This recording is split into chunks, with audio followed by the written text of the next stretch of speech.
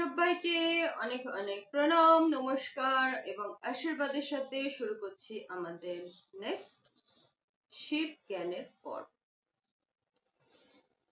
আমরা আগের বারে শিব জ্ঞানের অধিকার সম্বন্ধে বেশ কিছুটা আমি জানকারি দিয়েছি এবং শিব জ্ঞানের অধিকার কার কার আছে সেই নিয়ে আমরা আজকে শুরুয়াতটা করব।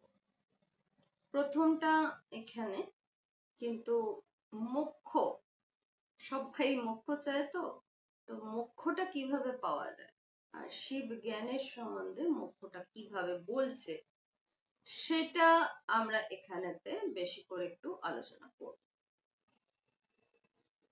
যারা যারা আপনারা নতুন আসছেন চ্যানেলেতে তারা হয়তো হঠাৎ করে দেখলে পারে মাঝখান থেকে কিছুটা বুঝতে পারবেন না।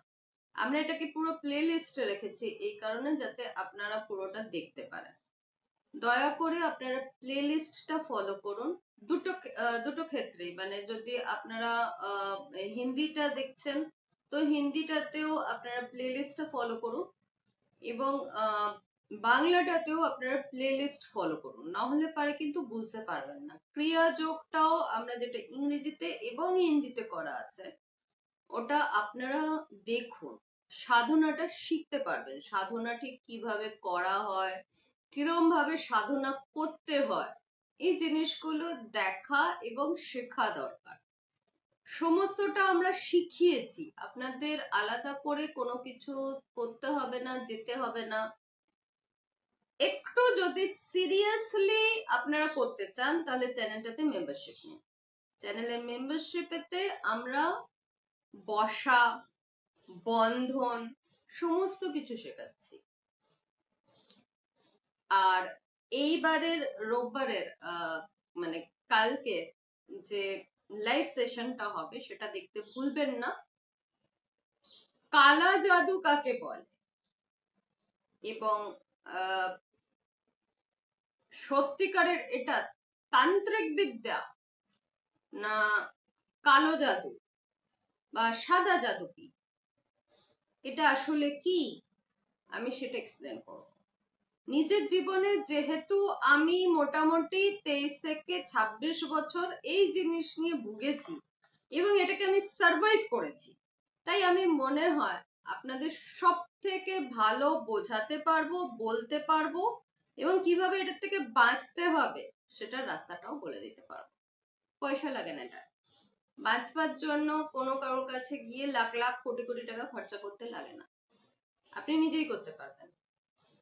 খালি একটু সামর্থ্যবান হতে হবে। সামর্থ্যবান ইন রেসপেক্ট টু মানি নয়, কিন্তু সামর্থ্যবান in respect to will power হতে হয়। কালকে আমরা এটার বিশদ আলোচনা করব। চলে আসছি আমাদের শিব তত্ত্বের।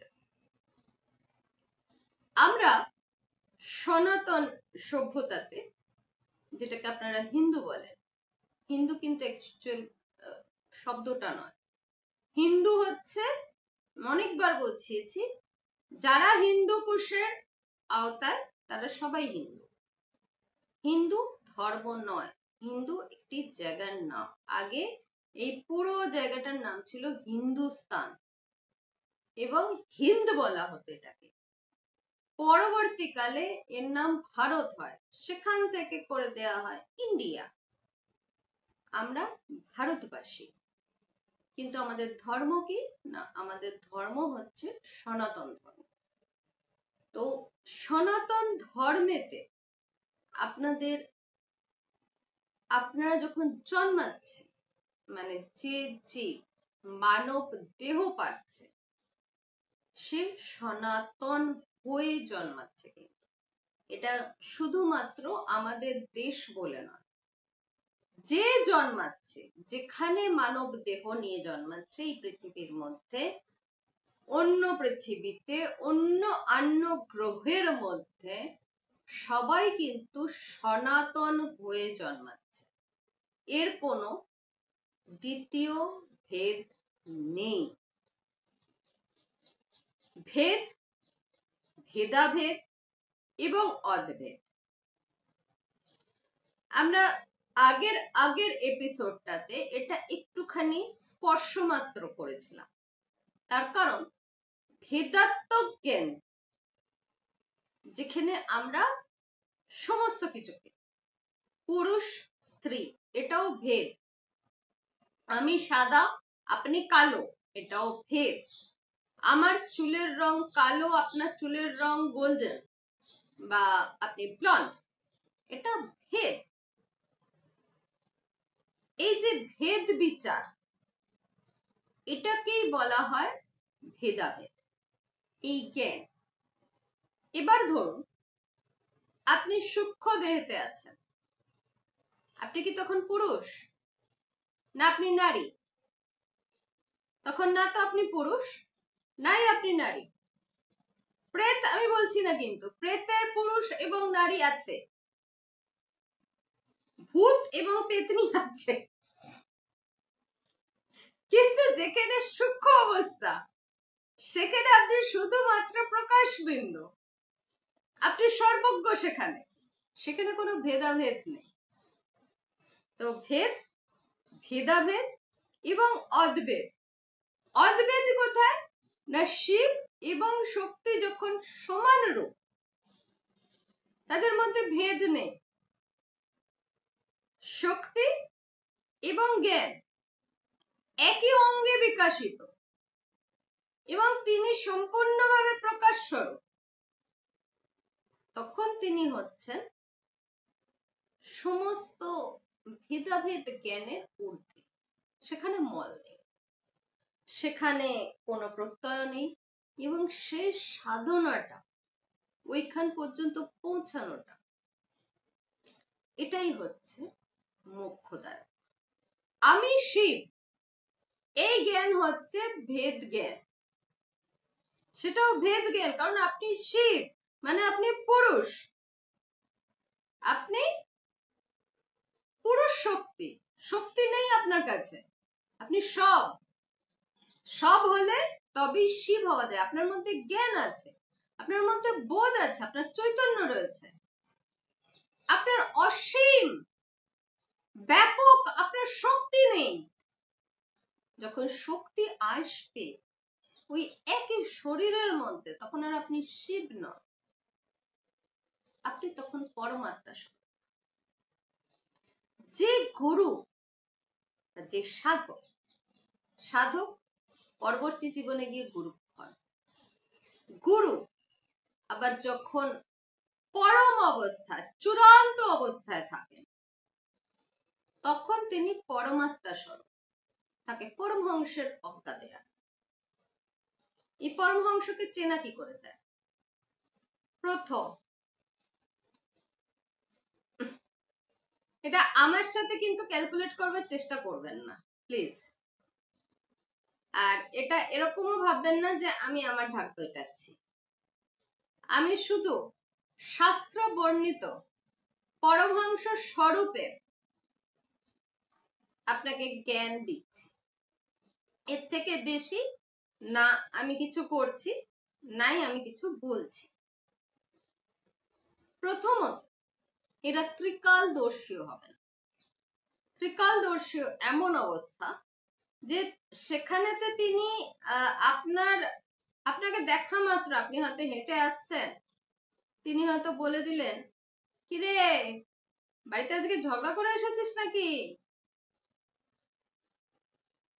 আবার অনেক মানুষ আছেন তারা শুধুমাত্র আপনাকে পড়তে জানেন, মানে তারা হয়তো বডি ল্যাঙ্গুয়েজ পড়তে জানেন, যেটা আজকালকার ক্ষেত্রে এমনকি যারা ব্যাচেলার্স অফ মার্কেটিং, মানে শুধু মার্কেটিং সে বিএ যারা পড়ে তাদেরকেও এটা শেখানো হয়। সাইকোলজিতে ফার্স্ট স্টেপটা আসে, সেটা হচ্ছে বডি ল্যাঙ্গুয়েজ স্টাডি, কিন্তু সেটা প্রাথমিক নয়।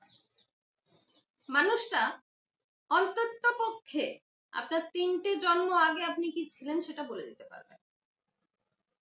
তো পরমহংস হওয়া এত সহজ না।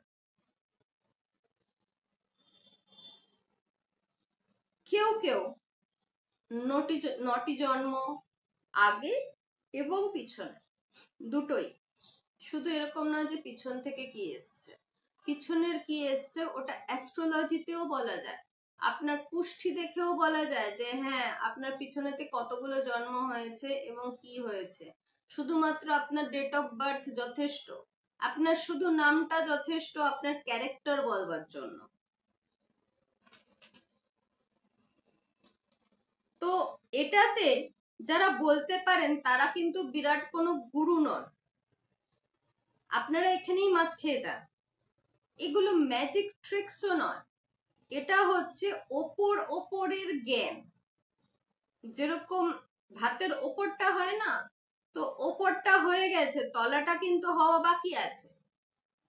তো সেখানেতে একজন পরমহংস বা একজন সত্যিকারের পরমার্থ দেয়া, মানে যে গুরু আপনাকে নিয়ে গিয়ে আপনার ইষ্টের সামনে দাঁড় করাতে পারে, সেই রকম গুরু হওয়ার জন্য সব থেকে বড় সেই সাধক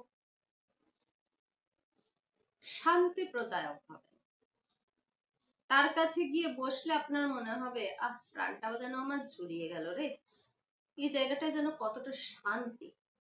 আপনি সেখানে গিয়ে আপনার নিজের দৈনন্দিন সমস্ত জিনিস, দৈনন্দিন সমস্ত ধরনের আপনার যা কিছু চিন্তা ভাবনা বোঝ যেটা আপনার, আপনি সেই বোঝটার থেকে অনেকাংশে মুক্ত হয়ে যাবেন।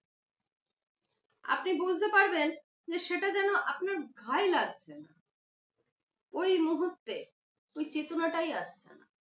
বাড়িতে হয়তো ভীষণ ঝগড়া করে গেছেন, কিন্তু ওই জায়গাতে গিয়ে বসে আছেন, কত প্রশান্তি। কেন? সেখানে একজন সাধক বসে আছেন, সেই সাধকের যে সাধনা, তার যে শক্তি, সেই জায়গাটার যত টার্বুলেন্স আছে, যত নাকারাত্মক এনার্জি আছে, সেগুলোকে দাবিয়ে দেয়। যেখানে হোম হচ্ছে, যেখানে যজ্ঞ চলছে, সেই জায়গাতে শুধু পজিটিভ আসে না, পজিটিভিটি আসে না, সেখানকার ভাইব্রেশন চেঞ্জ হয় না, সেখানকার এমনকি প্রকৃতির মধ্যেও ওনার সাধন চেতনা একটা বলতে পারেন বাবল তৈরি করে দেয়। আগেকার যুগে যখন আমরা যেরকম রামায়ণে যখন দেখেছি, মহাভারতে যখন দেখছি যে লব কুশকে যখন রাম নিজে পর্যন্ত এসে যখন তীর ছুঁড়ছেন, তাদের একটা বাবল তৈরি হয়ে যাচ্ছে। ওটা যেটা রামানন্দ সাগর যেটা পিকচারাইজ করেছিলেন, সেটার মানেটা কি? ওরা কি করছে? লবকুশ কি করছে? হাত জোর করে আছে, দাঁড়িয়ে আছে। রাম এসেছে, মা বলেছে এর উপর কখনো তীর চালানো যাবে না, অর্থাৎ তাদের হাতটা জোর করা আছে, কিন্তু তাদের কে রক্ষা করছে? তাদের গুরুর শক্তি রক্ষা করছে। ওই আশ্রমের যে শক্তি, সেই শক্তি তখন তাকে রক্ষা করছে। এমনকি রাম পর্যন্ত সেই শক্তির মধ্যে ঢুকে তাদের কোনো ধরনের ক্ষতি করতে পারেনি। হনুমান তো কিছু করেনি, হনুমান তো আগেই বাঁধাবুদ্ধি হয়ে চুপচাপ বসে থেকেছে। ভাইয়া তোরা আমাকে বেঁধে দে, তাহলে পরেই দেখবি প্রভু এসে গেছে। সে নিজেই বলে দিয়েছে যে এটাই হচ্ছে একমাত্র রামকে যদি তোমাদের চাই আমাকে বেঁধে দাও। লক্ষণ বলছেন তুমি কি বলছো, ওদেরকে শিখিয়ে দিচ্ছ, আরে তুমি চুপ করো তো, ওকেও বেঁধে দে। সেই জন্য লক্ষণকেও বেঁধে দেওয়া হয়েছিল এবং হনুমানকেও বেঁধে দেওয়া হয়েছিল। যখন গিয়ে লবকুশের এখান থেকে গিয়ে রামকে বলা হলো যে প্রভু হনুমানকেও বেঁধে দিয়েছে, লক্ষণকেও বেঁধে দিয়েছে, এবার আপনি চলুন, আপনি একমাত্র ভরসা। তখন রাম নড়ে বসলেন যে এমন কে এসে গেল যে লক্ষণ এবং হনুমানকে বেঁধে দিল। তখন রাম আসে। আপনার জীবনেতেও রাম তখনই আসে যখন আপনার হনুমান এবং আপনার জীবনের লক্ষণ সম্পূর্ণভাবে বাঁধা পড়ে যায়। আমি যে কথাগুলো বলি সে কথাগুলো কিন্তু দ্বার্থ, মানে তার আলাদা আলাদা মানে আছে, সেগুলো একটুখানি বোঝবার চেষ্টা করবেন। আমি হাসি মজাক করছি মানে এই নয়, আমি হাসতে হাসতে বলছি মানেও এই নয় যে হ্যাঁ আমি সরলভাবে আপনাদের বোঝানোর চেষ্টা করছি। এমন ভাবে বোঝানোর চেষ্টা করছি যেটা আপনাদের মাথার মধ্যে, চৈতন্যের মধ্যে ঢুকে যায়। গুরু এটাই করে।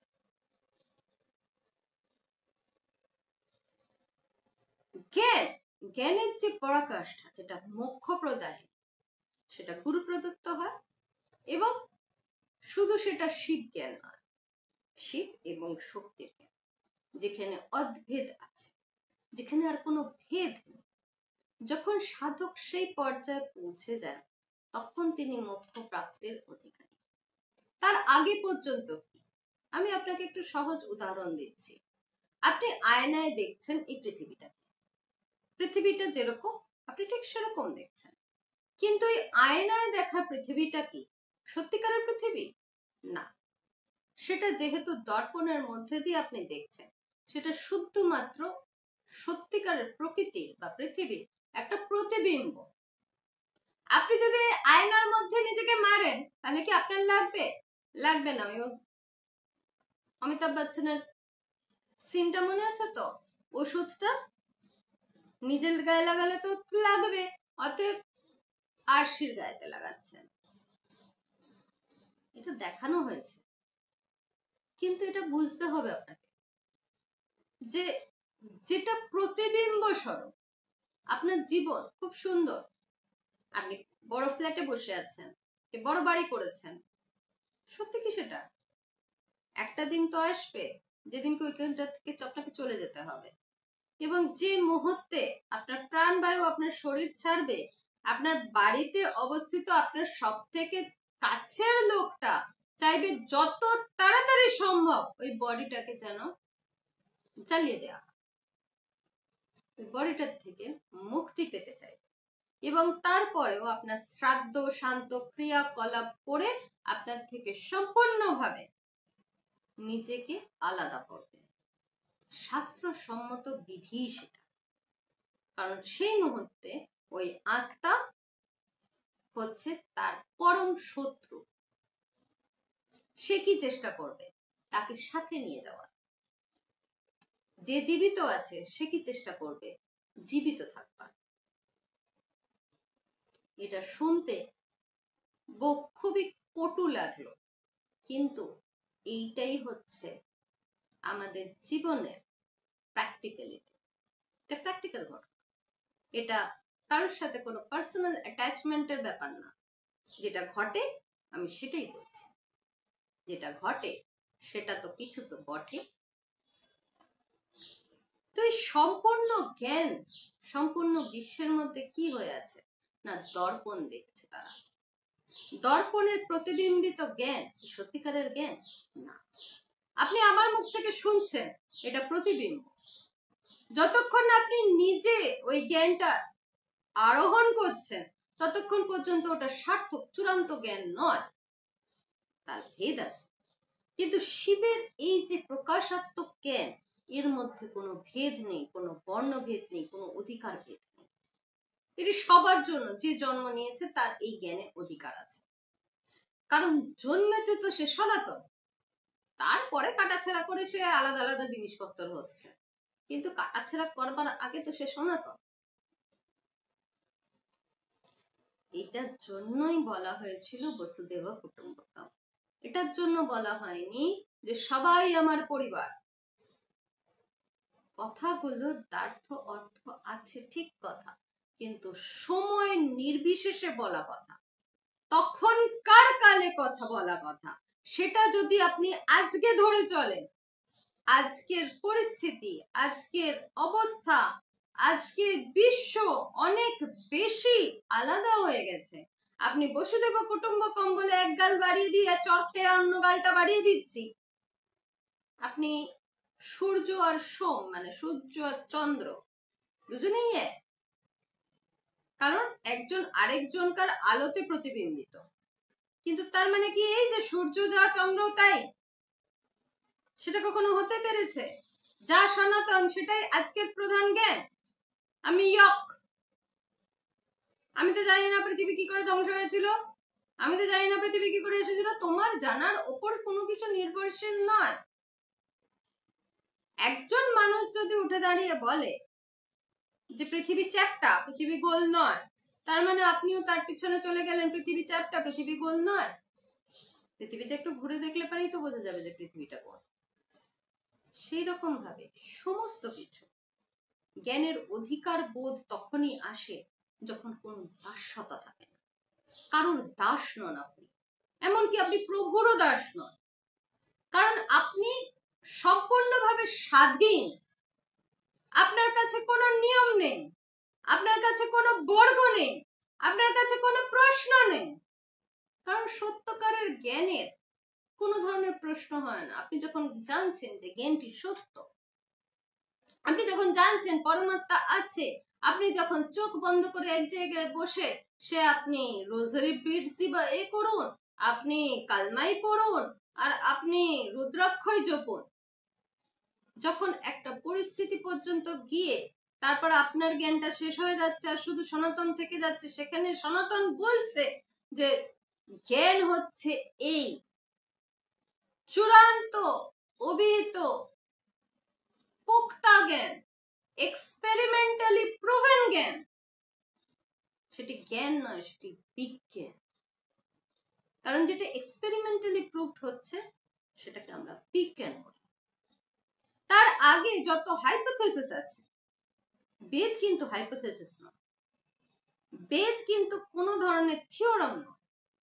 কারণ বেদেতে আপনি কোনো ধরনের থিওরাম পাবেন না। That is proved, that is proven. আপনি এই করুন, আপনি এটা পাবেন। আপনি এত ঘন্টা সাধনা করুন, আপনি প্রভুর দর্শন পাবেন। আপনি এইভাবে সাধনা করুন, আপনি প্রভুর দর্শন পাবেন। আপনি তাকে দেখতে পাবেন, শুনতে পাবেন, তার থেকে কথা বুঝতে পারবেন। আপনার নিজস্ব জীবনের চূড়ান্ত অনুভব আপনি প্রাপ্ত করতে পারবেন, এই জীবনের মধ্যেই করতে পারবেন। আমার তো অনেক দেরি হয়ে গেছে মা, আর এখন এই বয়সে এসে করে কি হবে? আমি 80 বছরের লোককেও 2 বছরের মধ্যে সেইভাবে সাধনা করে আমার নিজের বাবাকে দেখেছি। সেইভাবে সাধনা করে 84 বছরের মধ্যে যখন তিনি যাচ্ছেন, তখন তিনি ব্রহ্মজ্ঞানী, কিন্তু তারপরেও তিনি প্রেত হয়েছেন।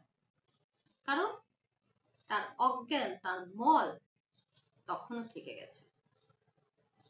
সেটা তার সংস্কার, তার পিছনের পড়ে থাকা কর্ম। তার কারণ হচ্ছে কি না, তিনি সত্যনিষ্ঠ হতে পারলেন না, সেই জন্য তাকে সেই অবস্থাতে পড়তে হয়েছে। আমি দেখতে পাচ্ছি, আমি হয়তো তাকে উদ্ধার করতে পারি, কিন্তু তার কর্ম আমি নেব না। আমি তার কর্ম নেবার অধিকারী নয়, তার কর্ম তাকেই ভুগতে হবে। সেই জন্য আমি তাকে সেই অবস্থাতে গিয়ে সাহায্য করতে পারবো না। যখন বলা হয়েছে, যখন আচার্যরা বলেছেন যে যারা প্রত্যভিজ্ঞা করতে পারবে বা প্রত্যভিজ্ঞান পর্যন্ত আসতে পারবে, মানে প্রত্যক্ষ জ্ঞানের সাক্ষাৎকার করতে পারবে। প্রত্যভিজ্ঞা মানে কি? প্রত্যক্ষ জ্ঞানের সাক্ষাৎকার। প্রত্যক্ষ জ্ঞানের যে সাক্ষাৎকার যে সাধক করতে পারছেন, তিনি সর্বশ্রেষ্ঠ সাধক, তিনি মোক্ষের অধিকার, তার কোনো ভেদ নেই। তিনি বসুদেব কুটুম্বক, তিনি যোগার শিষ্য। তার কাছে যে প্রসাদ, তার জীবনের যে প্রসাদ তিনি পাচ্ছেন, সেই যোগ, সে হচ্ছে বৌদ্ধের আকার। সেই মহা ভয়ঙ্কর সংসারকে নষ্টও করতে পারে আর সৃষ্টও করতে পারে। একটা গরম কড়াই, গরম তেল চলছে তার মধ্যে, আপনি তার মধ্যে 1 ফোঁটা চন্দনের তেল ফেলে দিন, সেই গরম কড়াই মুহূর্তের মধ্যে ঠান্ডা হয়ে যাবে। এটা করে দেখবেন। 1 ফোঁটা সত্যিকারের চন্দনের তেল নিয়ে আর একদম গরম ফুলতা হওয়া কড়াইয়ের মধ্যে 1 ফোঁটা ফেলে দেবেন, দেখবেন সেই তেলটা সাথে সাথে ঠান্ডা হয়ে গেল। চন্দন আমরা কেন মাথায় লাগি? হ্যাঁ, পরমহংসের, আমি আপনাদের পরমহংস গুরু চেম্বার কটা রূপ আছে। প্রথমত তিনি ত্রিকালদর্শী হবেন, তিনি ভূত ভবিষ্যৎ বর্তমান বলে দিতে পারবেন। বর্তমান অনেকেই বলতে পারে, ভূতটাও অনেকেই বলতে পারে। তার কারণ হচ্ছে অ্যাস্ট্রোলজি সেন্স বা অ্যাস্ট্রোলজির জ্ঞান যদি স্পেসিফিক্যালি কারোর কাছে থাকে, আজকাল সফটওয়্যার ডেভেলপ হয়ে গেছে, এআই ডেভেলপ হয়ে গেছে, আজকে সেটা কেউ ফলো করছে, সে অনেক কিছু আপনার সম্বন্ধে বলতে পারে, কিন্তু তার মানে এই নয় যে 11টা জন্ম আগে আপনি কি করেছিলেন সেটা আপনাকে এক্সপ্লেন করতে পারবেন। সেটা একমাত্র এই পরমহংস গুরুই পারবেন, আর কেউ পারবেন না। বা আপনি এর পরবর্তী জন্মে গিয়ে কি হবে, বা এই জন্মেতেই আপনার পরবর্তী কাল কি রকম হবে, সেটা ওই গুরু বলে দেবেন। তোর এই কালটা আসছে, এই কর, তাহলে পরে সেটা আর হবে না। এইরকম গুরুর পায়ের নিচে অনেক কিছু আঁকা থাকে, অনেক ধরনের কারুকার্য প্রকৃতি করে দেয়। কারোর পায়েতে চক্র থাকে, কারোর পায়েতে ত্রিশূল থাকে, কারোর পায়েতে কমল থাকে। কলা আপনি পার করেছেন সাধক হিসেবে, কতগুলো কলা পর্যন্ত আপনি উঠতে পেরেছেন, তার উপর ডিপেন্ড করে আপনার শরীরে কি কি চিহ্ন উদ্ভাসিত হবে। যারা ত্রিকালদর্শী হয় তাদের তৃতীয় নয়ন উদ্ভাসিত হয়ে যায়, সেটাকে ঢাকতে লাগে। পায়ের তলাতে যদি কিছু থাকে তাহলে যে জুতো তারা পরে, কারণ জুতো ছাড়া তো তারা যেতে পারবেন না, হয় তারা কারোর সাথে আসবেনই না, মানে তিনি কারোর সাথে দেখাশোনা করার মধ্যেই আসবেন না। রাস্তায় যদি তাকে যেতে হয় খুব নরম জুতো পরে যেতে হবে, তিনি আর কখনো কাঠের জুতো পরতে পারবেন না, কারণ পায়েতে ওই জিনিসগুলো ভেসে ওঠে। কিন্তু এই জিনিসগুলো যে শরীরে আসছে সে শরীরটির বড় কষ্ট হয়। ওই পায়েতে যখন ওই জিনিসগুলো আসে তখন পা রাখা যায় না, পায়ে ভীষণ জ্বালা করে, ভীষণ ব্যথা হয়। যখন শরীরেতে আলাদা আলাদা এই নিদর্শন, এই দৈবিক নিদর্শনগুলো জেগে ওঠে, তখন প্রথম সেই সাধক মনে করে যে আগে এগুলোকে আমাকে লুকাতে হবে, এটা দরকার। কারণ আজকের জগৎ সভ্যতা এই জিনিস নিতে অসমর্থ। আপনি যদি আজকে জানতে পারেন যে হ্যাঁ এই ধরনের কোনো যোগী আজকের দিনে বর্তমান, আপনি সবার আগে তার কাছে ছুটে যাবেন। কি কেউ কেউ এরকমও আছে জানেন তো, আমার অনেকদিন ধরে কাশি হচ্ছে, আমার কাশিটা একটু সারিয়ে দেবেন,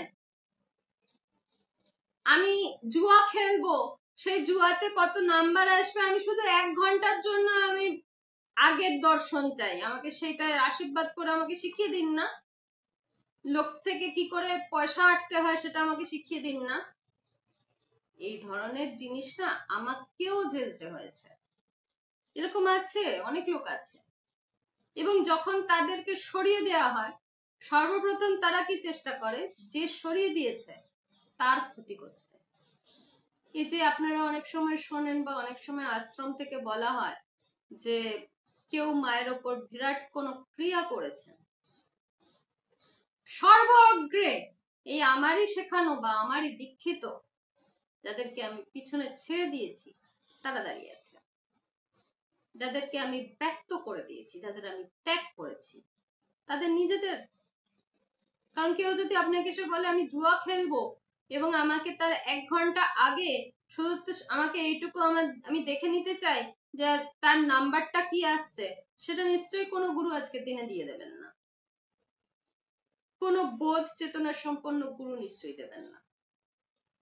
আমি দিইনি, সেজন্য আমি তাদের কাছে শত্রু, তাদের কথায় আমি নাচিনি সেহেতু আমি তাদের শত্রু, আমি তাদের ব্যবসা লোকের চোখের সামনে উজাগর করে দিই সেজন্য আমি তাদের শত্রু, আমি লোককে বোঝাই যে যন্ত্র মন্ত্র এগুলো ঠিক, এগুলো আসল, কিন্তু যদি নিজে কর, তুমি খেলে তোমার পেট ভরবে, আমি খেলে আমার পেট ভরবে, এটা সাধারণ প্র্যাকটিক্যাল সেন্স, এটাতে আলাদা কিচ্ছু নেই। আপনি যদি ভাবেন যে আমি অমুক লোকটাকে পয়সা দিলাম এবং সে এসে আমার বাড়ির সমস্ত উথল পুথল শান্ত করে দেবে, এটা হয় না।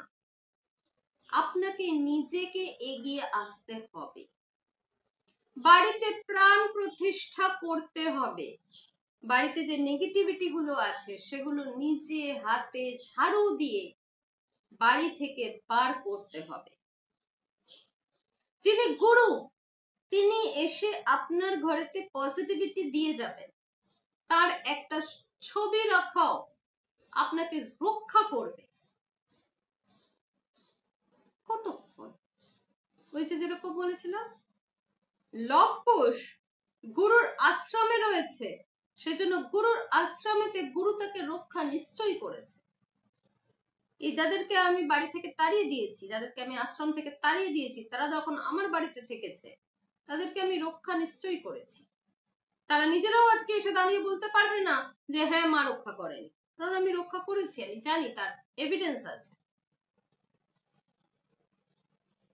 তার উইটনেসেস আছে, প্রচুর লোক দেখেছে, প্রচুর লোক আজকে তিনি জানে।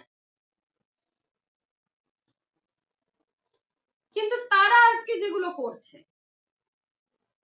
অমুক আত্মা ধরে, নিজের ছেলে মারা গেছে সেই ছেলের আত্মাকে ধরিয়ে, ছেলেটা মারা গেল কেন? আমি তো আগেই বলে দিয়েছিলাম ছেলে 19 বছরের মধ্যে মারা যায়। মারা গেল কেন সেটা একটুখানি জানবার ইচ্ছা হলো না? আর আজকে যদি এই ইচ্ছা হয় যে হ্যাঁ মা আমাকে ছেড়ে দিয়েছিল সেই জন্য আমার ছেলে মারা গেছে, কারণ মা একবার তো জীবন্ত করে দিয়েছিল, 2 বছর আগেও তো জীবন্ত করে দিয়েছি, তো জীবন দান গুরু নিশ্চয়ই দেন, একবার নিশ্চয়ই দেবে, সাথে নিশ্চয়ই দাঁড়াবে। তোমরা কি করেছিলে? তোমরা গুরুর কি করেছিলে সেটা একবার ভেবে দেখেছো? কেন গুরু তাড়িয়ে দিল সেটা একবার ভেবে দেখেছো? জুয়া খেলবে, মদ খাবে, মেয়েবাজি করবে, গুরু চাই? কোন গুরু রাখবে? আমি তো রাখবো না। এদের জন্য আমার কাছে খড়ম চিমটা অনেক কিছু আছে, এবং সেগুলো চালাবার মতন হাতের শক্তিও এখনো পর্যন্ত যথেষ্ট আছে।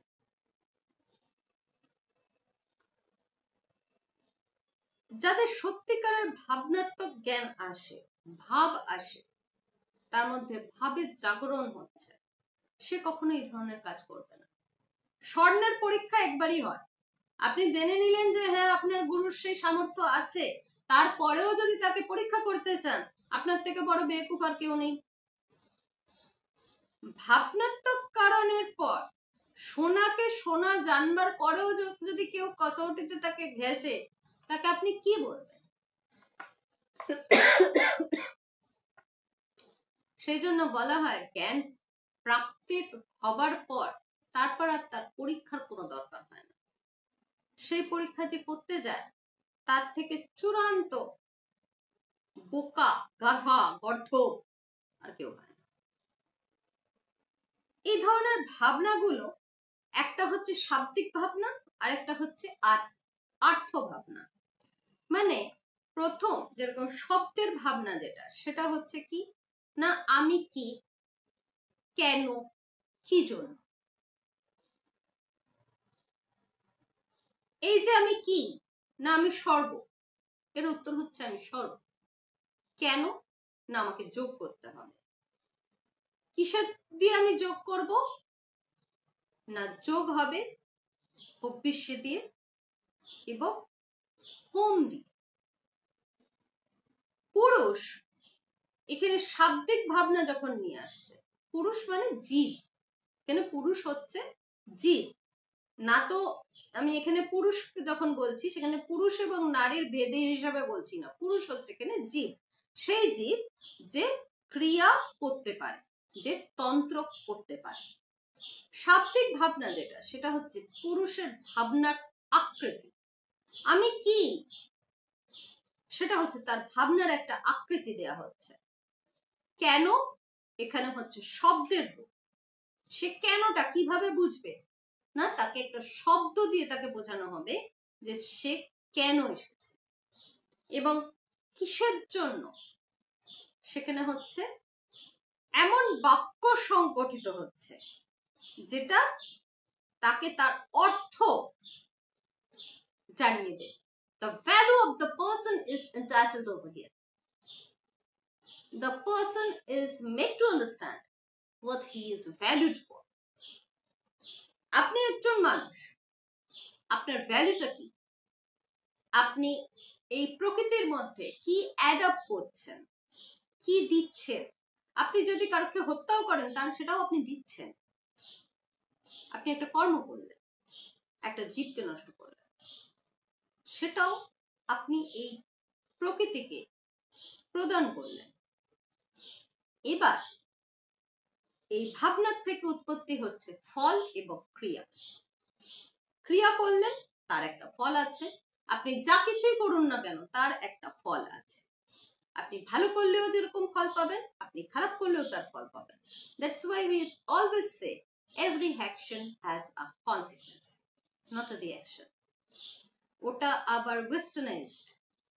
কারণ যদি রিঅ্যাকশন বলা হয় তার মানে অ্যাকশনটার মধ্যে এমন কিছু উদ্ভূত হয়েছে যেটা সেটাতে রিঅ্যাক্ট করছে। এখানে কিন্তু রিঅ্যাক্ট হচ্ছে না। কর্মের কিন্তু রিঅ্যাকশন হয় না, কর্মের কনসিকোয়েন্স হয়। কনসিকোয়েন্স মানে কি? প্রতিফল পাওয়া যায়। আপনি ভালো করলে ভালো পাবেন, আপনি খারাপ করলে খারাপ পাবেন। তো কনসিকোয়েন্স আছে। আপনাকে রেসপন্সিবল হতে হবে, আপনাকে বুঝতে হবে আমি যদি ভালো করি, আমি নিজের হাতে একটা কাটারি কোপ মেরে দিলাম, তো সেখান থেকে রক্ত বেরোবেই বেরোবে, আমাকে সেখানে ব্যথা অনুভব করতেই হবে। আর সেই কাটারিটাই আমি গিয়ে একটা এমন কিছু দিয়ে সরাচ্ছি, বা হয়তো আমি কোনো একটা গাছ এমন কাটছি, গাছও কাটছি, একটা গাছকেও কাটছি। সেটা কেন কাটছি না, হয়তো সেটা রাস্তার মাঝখানে আছে, তাকে তুলে নিয়ে গিয়ে আমি একটা সাইডেতে বসালাম, রাস্তার পথের সাইডেতে বসালাম, যাতে সে বড় হতে পারে, যাতে সে লোককে ছায়া দিতে পারে। সামান্য হিসাবে আপনি খারাপ করলেন, একটা গাছকে তুলে নিয়ে আসলেন, কিন্তু আবার যখন তাকে প্রতিরোপণ করছেন তখন আপনি কি করছেন? আপনি কাজটাকে ব্যালেন্স করে দিলেন, আপনার কর্মটা ব্যালেন্সড হয়ে গেল।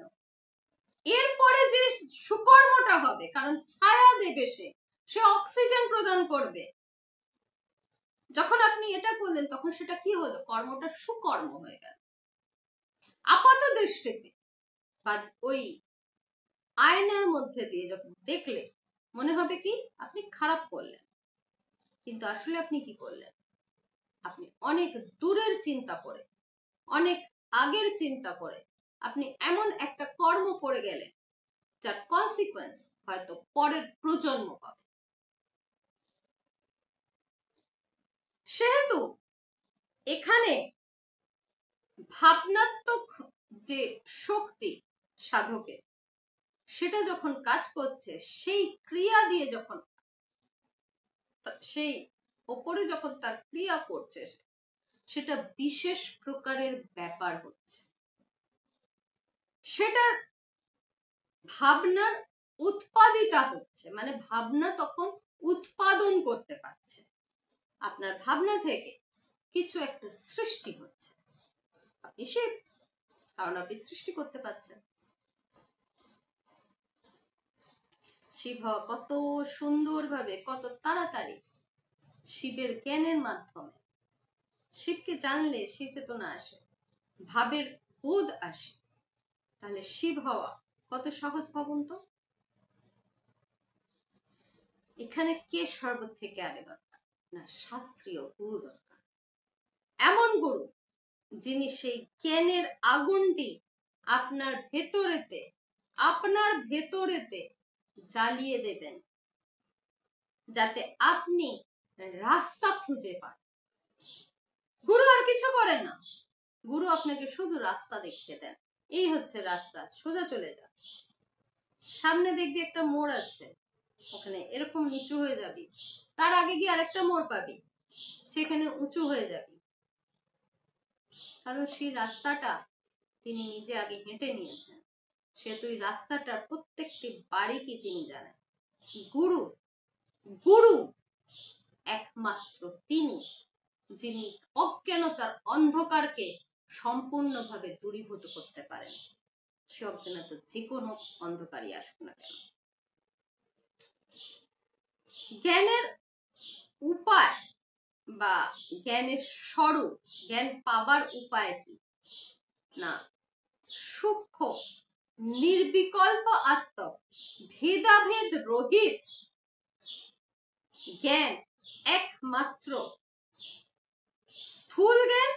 স্থূল জ্ঞান তো শাক্ত হিসাবেও পাওয়া যায়, অব্যয় হিসাবেও পাওয়া যায়, কিন্তু প্রাতিভ জ্ঞান বা প্রাতিভ জ্ঞান মানে হচ্ছে কি, যেটা সংসার থেকে আরোহিত কিন্তু সংসার ছিন্ন জ্ঞান, প্রকাশ স্বরূপের সত্য এবং নিত্য বোধের জ্ঞান, যেটা আগমের অভ্যাস আত্মক দীক্ষাত্মক জ্ঞান, তার একমাত্র বিশেষ মহত্ব আছে।